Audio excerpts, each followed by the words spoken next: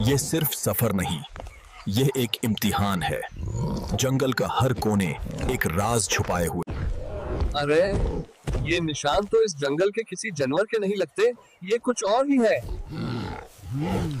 अरे, ये निशान तो इस जंगल के किसी जानवर के नहीं लगते, ये कुछ और ही है।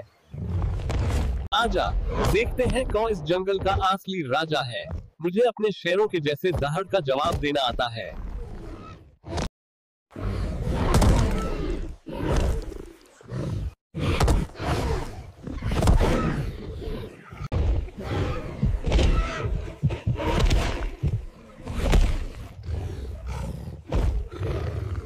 ये जंगल सिर्फ मेरा नहीं, ये हम सब का है।